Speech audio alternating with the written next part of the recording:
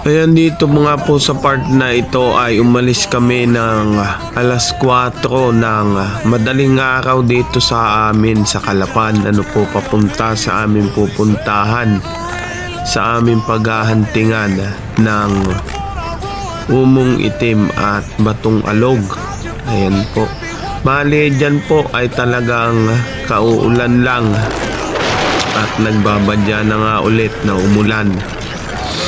Napakalayong biyahe kaya po mas inagahan na naming umalis agad.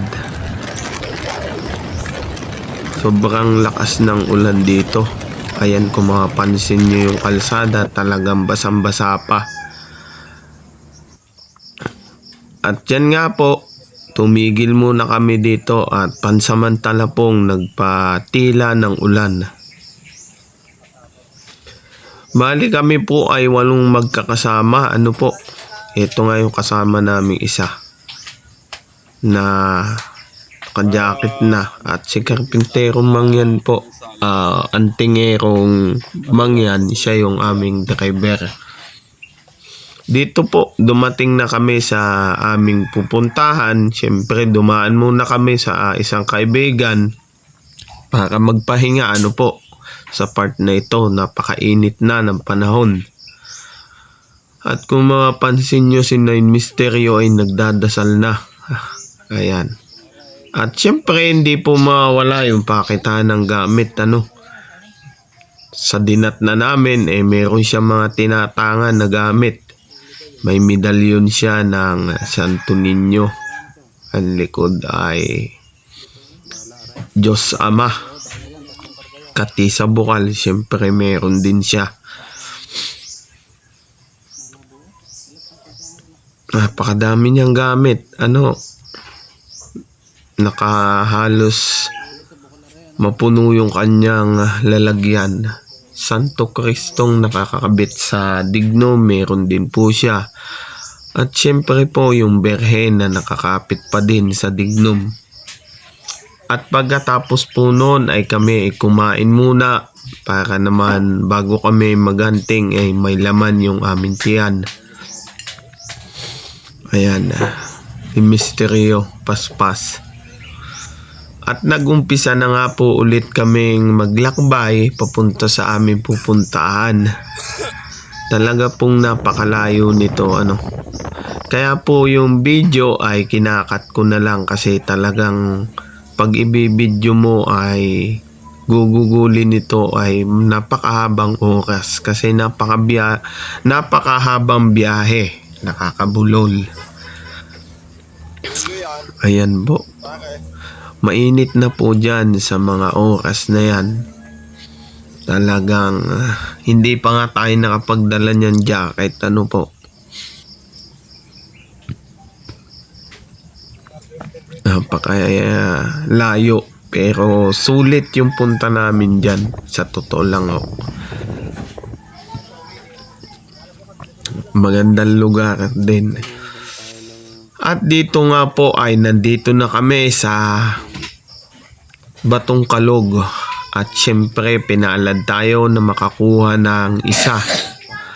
Diyan po ay talagang napakahirap manguha. Ano po, pero sa totoo po ay pinalad tayong makakuha ng 2. Meron din po tayo nakuha ng mga libon ng kabibe at syempre po yung pinakang maganda ay nakakuha tayo ng alimangong naging bato. Ayan. Napakahirap pong hanapin yan kasi kailangan mo talagang tuktukin at meron naman pong sadyang umaalog na tulad nung nakita kong isa na hindi na kinalog. Talaga pong siya'y kumakalog.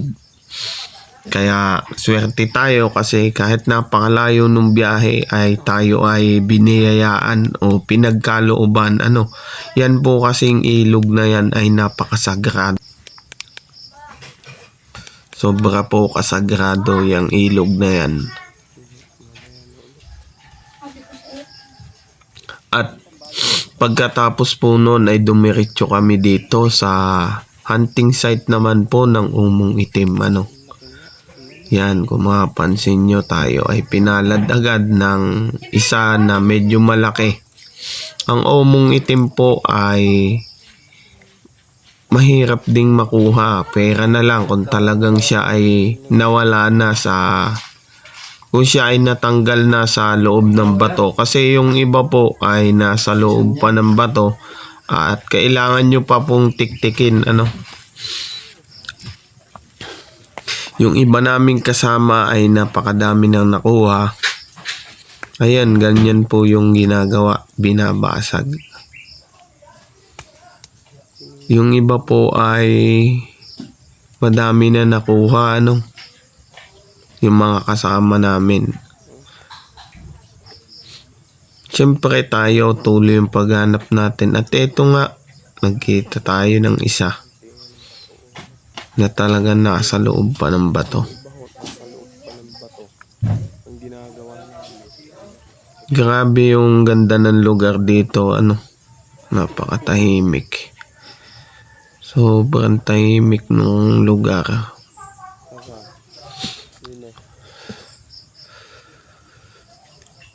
Ang mga dumadaan po dito ay mga katutubong mangyan na. Ayan na. At hindi din biro po yung manguha nito, Kasi nakahalo talaga siya sa mga normal na bato. Ang hinahanap ko po kasi yung medyo maliliit lang. Kasi pag sobrang laki ay talaga namang napakabigat.